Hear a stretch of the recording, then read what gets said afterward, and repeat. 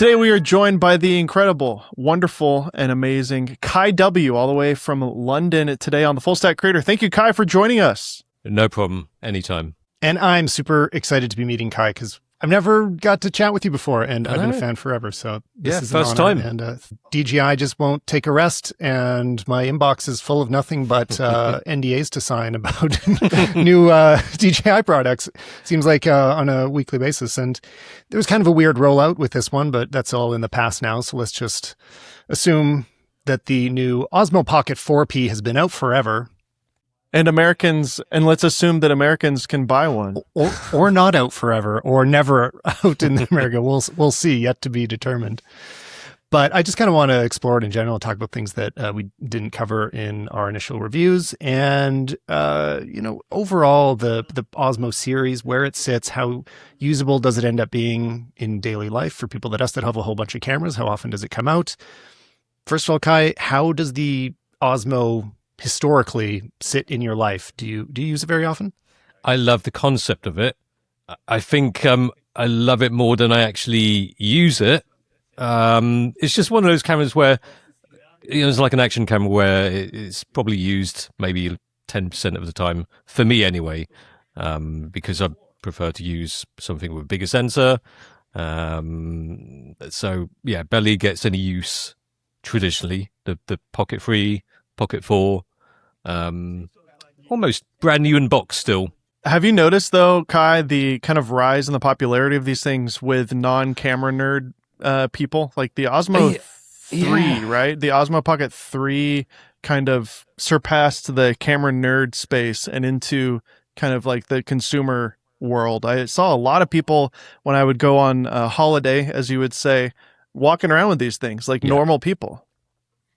Yeah, I think something's clicked, something's worked with a marketing thing, and obviously people were buying it because they think they need one.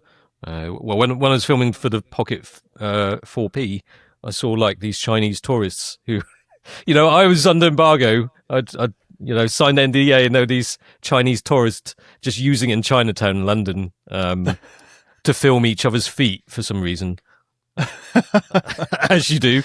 So they already had one. Yeah, they already had one. That's the mad thing. Wow. And then I decided to take my 4P into the DJI store in London, and they're like, "Oh, how is it?" So it's a weird situation where weirdest rollout ever. But yeah, I think it's reached a point where people realise that it's quite useful, but not necessarily. Do they really truly understand why they need one? I don't know. Well, what I've kind of laid out on this show, but to fill you in with on my take, is that a lot of it's that people just are sick of doing everything with their phone. It's exciting to have a dedicated camera. They don't really have a purpose for like a point and shoot stills camera anymore. So they see this and they're like, oh, this actually can do something different from my phone. And I just want to carry a camera. I like having something that doesn't have any apps on it. Yeah. It's fun to use. Like the physicality of the way it is in your hand is like a really nice interaction, right? Like just the fidgetability of flicking the screen on and off feels nice. There's a lot about it that I think is just like physically exciting as a gadget. Yeah. And so people want to buy things too, right? They just want to get another gadget. Oh, so this is like yeah. an attractive one to get. And now their camera isn't always their phone. Does that mean it's always better than the phone? I don't know. That's usually what my reviews are about, is like comparing it to the iPhone, because I still end up leaning to my phone most of the time, but I do get wanting that separation. Well, that's it. With the problem with a lot of compact cameras, these point and shoots with a smaller size sensors, that if it doesn't do something dramatically better than your iPhone, your smartphone, then what's the point of it? But I think with the Osmo Pocket, it does do something, at least there's something unique about it that you'll be able to do that your phone doesn't do. And with this 4P, the sensor seems to be that much better, right? With the D-Log 2, some of the footage that I saw in your video, it looked pretty amazing. Though that telephoto lens camera isn't really the best. Do you find yourself enjoying this new one? And would you find yourself using it more now that the log is better? Yeah, I really like it. I mean, the footage looks good. It's probably more than I need. But I mean, it felt like a bit of a catch when because as soon as I got it out of the box, and I don't read instruction manuals, and I was like, how do you zoom? Because I had it on D-Log 2, and I was like, where's the button? And then I realized that you can't do it in D-Log 2. So that was a bit of a shame. Well, let's catch anybody up that didn't watch all the reviews yet, which shame on you if you haven't. But the big things are that the 1-inch sensor, so like the main sensor that is larger on it, will now record in basically the highest dynamic range we're seeing on any compact camera. Like Cine D is measuring it up to 17 stops, which is comparable to Alexa's. And it only does it on that larger 1-inch sensor. So if you want to kind of use this as it's the best of it, like the really pro things about the 4P, which I assume sounds for pro, you're flipping back and forth between the settings as you change from the 1X to the 3X lens, which is kind of just not an option. Like I filmed one YouTube video now, just using this as the camera, just to see how it felt. And I just switched everything to the original D-Log because dynamic range is good enough. Like it's always been pretty decent. It's not exciting. It's not exceptional, but then you don't have to switch back and forth when you're zooming.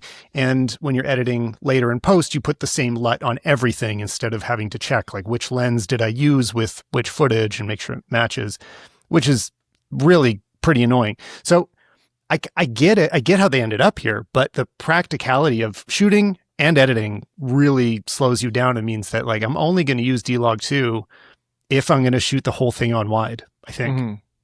That's what I was thinking. The D-Log 2 looks so good that I could almost run this as a main gimbal camera on a real shoot. Yeah.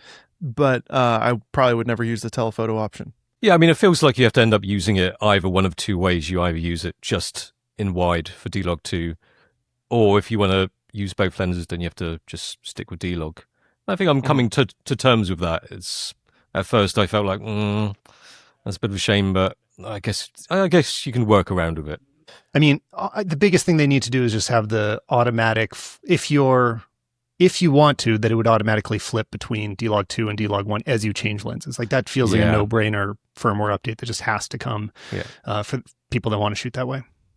Yeah, and I think, of course, one of the most appealing things about using these cameras from DJI is the combination with the DJI mic and all the amazing different mics that they have now. Some of them even with 32-bit float recording options, which is pretty advanced for such a consumer-y type product. It's kind of riding the line between a consumer product and a professional tool.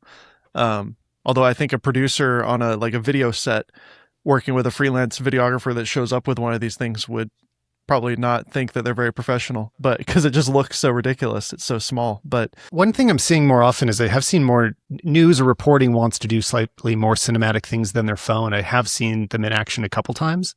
And the people will use that built-in mic as well. And I have like a stack of the mics around me because I just did a comparison of all of the modern ones that are out right now. And the one that comes with it is the DJI Mic 2, which is pretty excellent. It has like the swappable faces, but it's not the same as the DJI Mic 2S that just came out at the same time, which like looks really similar, but it gives us the internal recording 32-bit float. So we're not getting the Pro mic along with the Pro Osmo, which I mean, it's fine. Like this is the included mic. You could still go buy the Mic 2S and then you get all of it. One thing, if I could like file a complaint right now about all these new mics while we're on the topic, I really don't like how much emphasis they're putting on this DJI logo. I know why DJI likes to do it, but even if you take off the front cover, there's still a DJI logo under that. And it's great press for, like, of course, it's incredible promotion for them when like international interviews on huge channels. Yeah. You just see this giant logo. Like that's, I totally get it. But I don't want to market for anybody in a lot of situations. Like if the interview is not about DJI, I don't want to be showing a DJI logo. And they've done everything they can to make sure you can't hide it. So I want to dock them a few points for that. I wonder if any third-party accessory maker will make like a magnetic, just a stealth faceplate for the 2S. Yeah. You should do one, Kai. Kai branded. Well, not branded. It just says Kai instead of DJI. It doesn't say Kai. It says Kai on the back. Yeah, I know about it. I just put black tape on my Mic 3 because it's just, or I phase it back to front. I don't have the red one here, but I on my mic 1. So what I liked on the first mic mini, I should say, the whole front of it is solid, like it's one solid piece of plastic. So if you take a piece of sandpaper, you can just file the logo all the way off, and it just becomes completely smooth on the front. Nice. So for that reason, I might keep using the mic mini 1 just because they can look totally discreet like that. And I think they were on to me, and that's why they redesigned it. So there's no way to file off the logo anymore. Now, what do you guys think about, there's quite a few DJI mics now. What do you think that, the Mic 3 is supposedly a more professional one? What do you think about not having a microphone jack? Because I missed that. I think it's so confusing. Yeah, no, it's super strange. I mean, they're all great. This is one thing. Before I say some bad things about them, they're all just amazing. I just keep remembering back to 4 or 5 years ago when you would need a big converter kit that was like the size of your fist, and you need to put the receiver on top of the camera, and all of them took AA batteries. Like, we have come so far. The prices are very reasonable on all of these, and they do an amazing job. But it is very weird that they kind of used up that name of the Mic 3 for what are effectively, it's very hard to tell the difference between the Mic 3 and the Mic 2S at this point. Yeah. So I just posted a video about the Mic 2S, and a lot of the comments were like, what's the difference? And I'm like, I don't know. I think the capsule is different in the 3, but yeah, not being able to plug in, that it makes it a lot less pro. That's a reason to use a Rode wireless mic instead. I kind of think there must be something coming because the Mic 2S has kind of taken up that slot of the DJI Mic 3. So they got to have a plan that makes it make sense in the future. I don't know. I wouldn't be surprised. I mean, they're releasing so many new products recently. It's mad. They're the new Sony. SP. Yeah. Back when Sony would release cameras every 2 months. Remember that? Yeah. The good old days. Yeah. Yeah, you're right. And I'm the old school type that has a couple of Sanken Cos 11Ds. I spent like $300 on those lav mics, and they sound great. And I still think they sound way better than these little things. So I am old school and plug in a lav mic. It also looks nicer to have a tiny little lav rather than a big dangly DJI box on your shirt. So we had a whole episode about this, didn't we, Tyler? Where people are doing this thing now where they just hold the microphone up to their mouth like this, and it's clipped onto like a spoon or something silly. It's like, to sum that whole thing up, our conclusion is I would rather see people just hold it than like have it dangling off the middle of their t-shirt or clipped to a spoon. But that's just me. That's the official full stack creator position. It's the Gen Z kind of like ironic thing. It's intentionally ironic, right? So you're all for it? You're all for it, or? Because I know Locke is so against it. The holding of the thing? Yeah. I'm for it because the other thing is like, it's just a hack to good audio too. Like if you're just in the wild and you're like, I got to knock out a video right now and I can't risk the audio being mediocre, it'll always sound significantly better if you do this than if you clip it.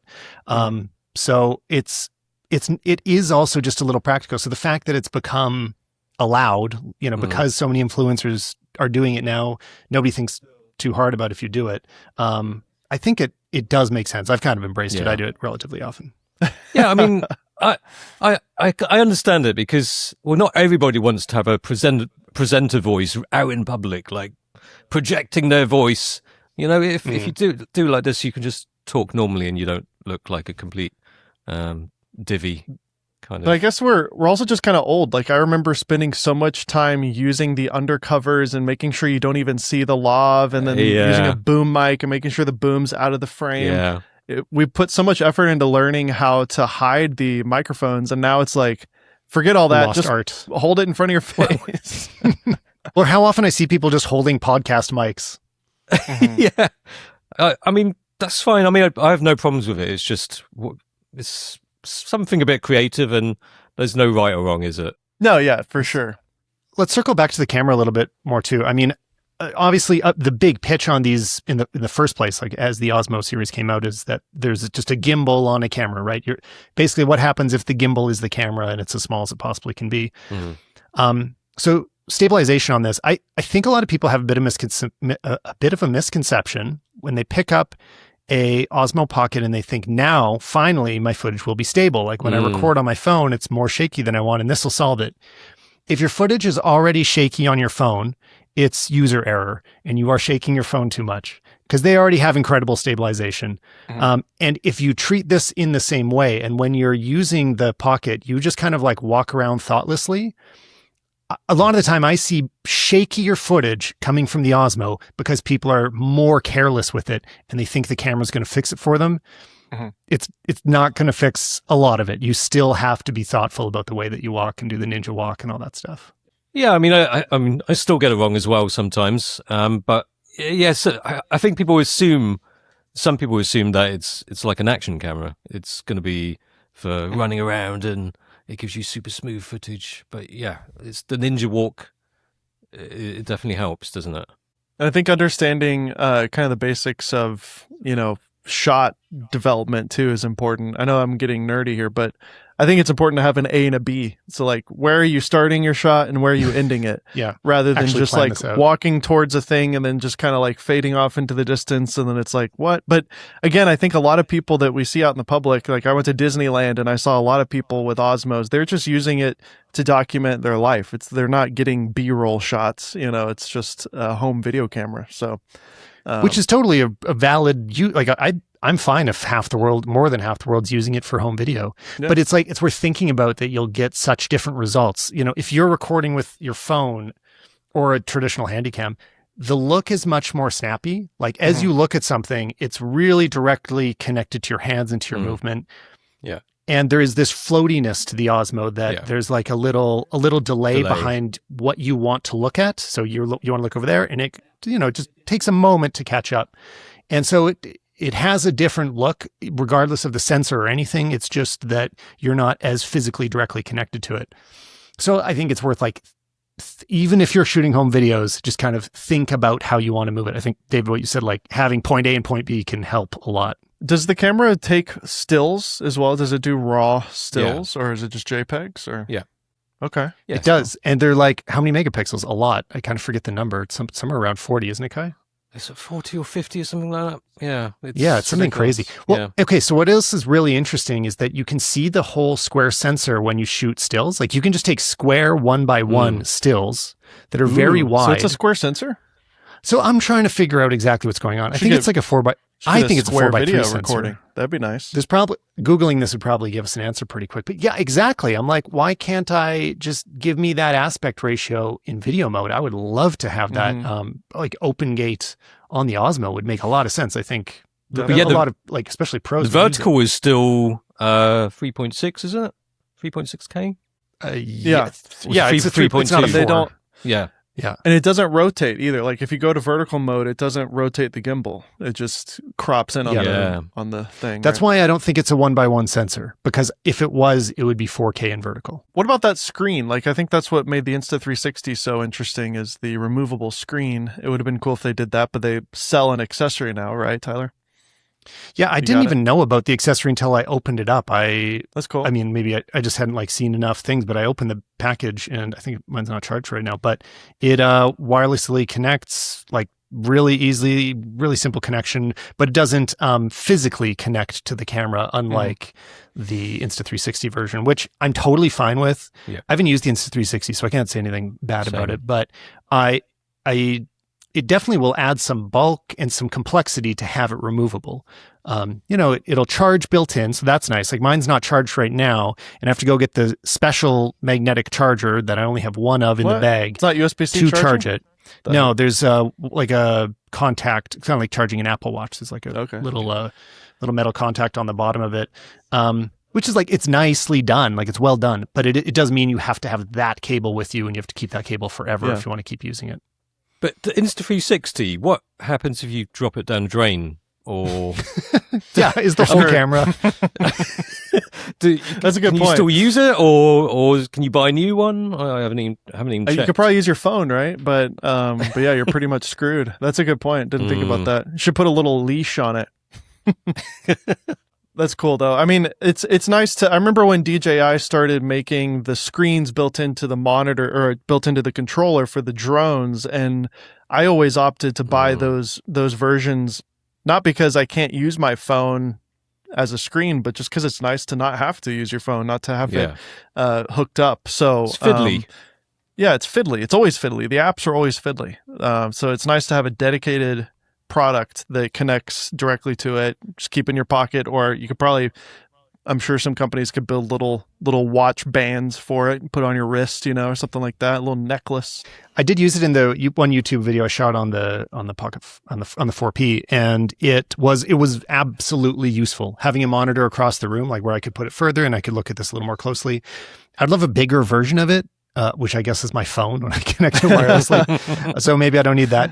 But it really is practical. And I also like to think about the person that, unlike us, only has one camera. I bet most people that go and pick up an Osmo Pocket, like this is either their only camera, or like their other one is, maybe like an older point and shoot, or maybe they have a stills DSLR, but like they probably don't have another dedicated video camera. Most people just don't. Like that's not that common. Like YouTubers are definitely the exception there. And if you're like, I'm thinking into getting into content creation, like I want to start a YouTube channel, start a TikTok, start a whatever, and I want it to look good, this is such a killer way to start. Like just as a combo pack, the fact that you can monitor externally, have a wireless mic, everything is just already there, and it just works Apple style. Like it just talks to each other. Like you don't have to do any weird setup. It doesn't ever lose connection, or you don't have trouble connecting. I mean, it really is an amazing package for people that like aren't really familiar with filmmaking kits and kind of want it all in one. But do you guys like the look of stabilized footage for vlogging? I find it a bit too smooth sometimes. Could you imagine a Casey Neistat vlog? Like you want that kind of chaos, right? Yeah. That's why I always liked his ADD.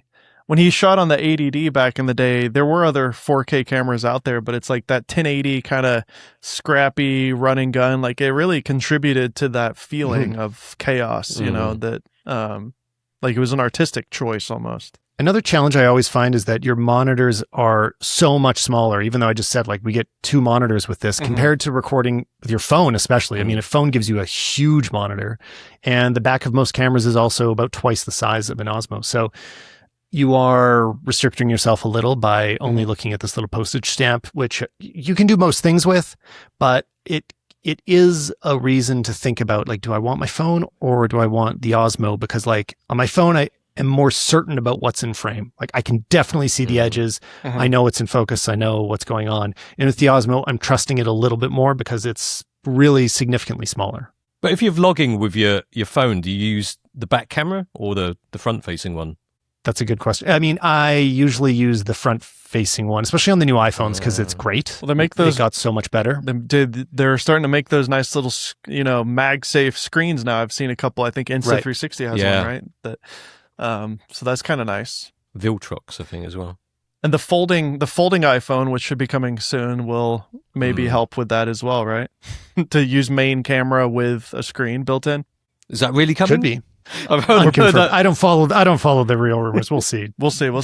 David's got his contacts in Cupertino. So. But what about professionals? Like, do you see anybody showing up on set with one of these things? Like realistically, maybe a wedding, right? I think it's a great tool Weddings for wedding sure. videographers, Why not? Yeah. Right? Yeah, I mean, I've seen some. Well, I mean, there's a guy called Tim Pan. He's huge in China. I used to work with him, but his productions are huge, but he still uses Osmo Pockets sometimes. Oh, wow. Yeah, I remember him. He used to shoot with you, right? Yeah. On the he was once an intern for me, and now he's huge in China. So, that's amazing. Yeah, but do you guys remember the first time we all saw wedding videos with a Steadicam? Like somebody would actually just hook up a Steadicam to still motion, 5D, still motion. Like seeing the first still motion wedding videos, I was just like, this is a movie. This is like real life is now a movie. Those videos are so much of what got me wanting to shoot in the first place. They were amazing. And now that it's this and it looks better than the DSLRs, I mean, it's kind of insane.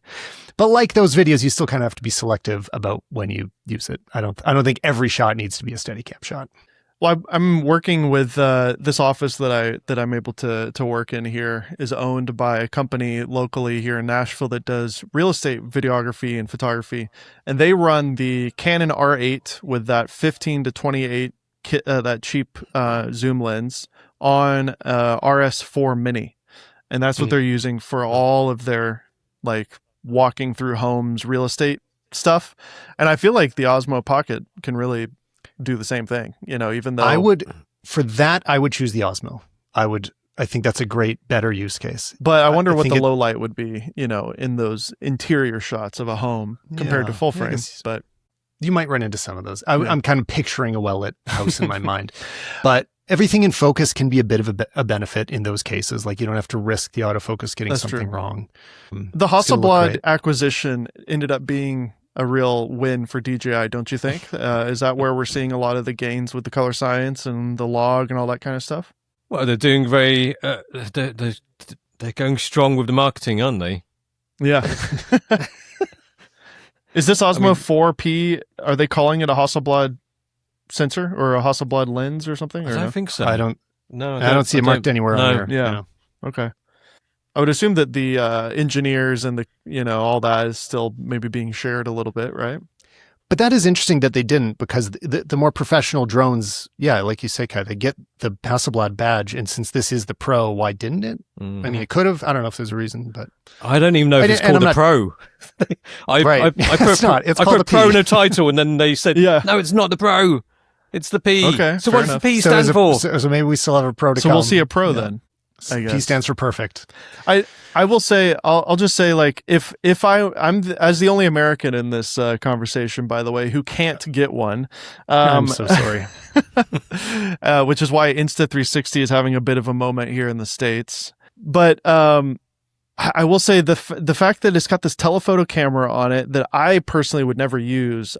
If I were in a position to buy one, I don't think I would. I would wait for this sensor to be in a standalone, just one camera sensor. Like just give me the one thing. It complicates it to have the two cameras on it, especially because based on the footage that I saw, Kai, in your review, it's nice to have, but I don't know if I'd really use that telephoto shot too much. Do you find yourself thinking that it's worth having the two, or if there was an option to have this same sensor in a standalone one wide shot?